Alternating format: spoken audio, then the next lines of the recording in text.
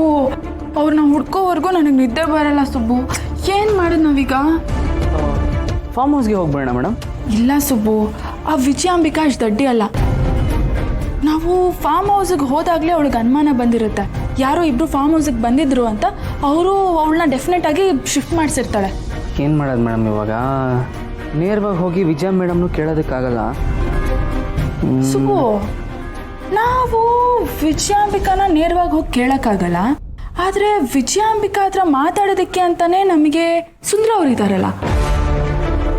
ಆದರೆ ವಿಜಯಾಂಬಿಕಾ ಸುಂದ್ರ ಅವ್ರನ್ನ ತುಂಬ ನಂಬಿದ್ದಾಳೆ. ನಾವು ಸುಂದ್ರ ಅವ್ರ ಹತ್ರ ಮಾತಾಡಿ ಇಂಡೈರೆಕ್ಟ್ ಆಗಿ ವಿಜಯಾಂಬಿಕಾ ಅವ್ರನ್ನ ಎಲ್ಲಿ ಕೂಡ ಹಾಕಿದ್ದಾಳೆ ಅಂತ ತಿಳ್ಕೊಬೋದಲ್ವಾ? ಮೇಡಮ್, ನೀವೇ ಹೇಳಿದ್ರಲ್ಲ ವಿಜಯ ಮೇಡಮ್ ಅಷ್ಟು ದಡ್ಡಿ ಅಲ್ಲ ಅಂತ.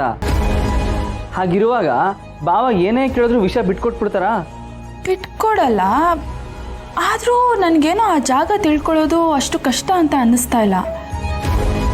ಹೆಂಗೋ ಆ ಗನ್ನ ತಲುಪಿಸೋದಕ್ಕೆ ವಿಜಯಾಂಬಿಕಾ ಸುಂದ್ರ ಅವ್ರ ಹತ್ರ ಹೇಳಿದ್ಲಲ್ಲ, ಆ ಜಾಗ ಯಾವುದು ಅಂತ ತಿಳ್ಕೊಬೋದಲ್ವಾ?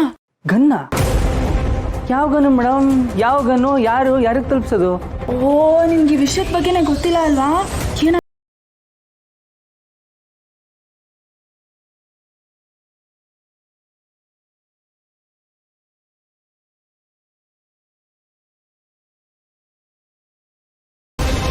ನೀವು ಕಳ್ಕೊಂಡಿದ್ದಿದ್ದ ಪೆನ್ನು ಇದೇನಾ ನೋಡಿ. ಗನ್ನ ಕೊಟ್ಟಿದ್ದು ವಿಜಯಾಂಬಿಕಾ ಮೇಡಮ್. ವಿಜಯಾಂಬಿಕಾ ಅವರು ಮಾತು ಕೇಳ್ಕೊಂಡು ನಿಮ್ಮ ವಿರುದ್ಧ ಸಂಚು ಮಾಡಕ್ಕೆ ಹೊರಟಿದ್ದೆ ಮೇಡಮ್. ಅವಾಗಲೇ ಸುಂದ್ರ ಅವರು ನಾನು ಹೇಳೋದೆಲ್ಲ ಕೇಳೋದಕ್ಕೆ ಒಪ್ಕೊಂಡಿದ್ದು.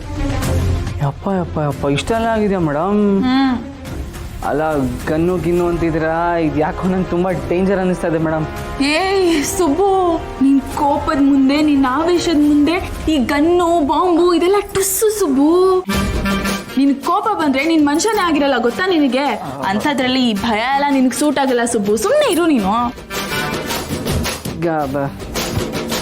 ಏನು ಮಾಡ್ಬೇಕು ನಾನು? ನಾಳೆ ಬೆಳಗ್ಗೆನೆ ಸುಂದ್ರ ಅವ್ರ ಹತ್ರ ಮಾತಾಡಬೇಕು. ಅವ್ರ ಮೂಲಕನೇ ಎಲ್ಲ ವಿಷಯನೂ ತಿಳ್ಕೊಬೇಕು. ಸರಿ ಮೇಡಮ್.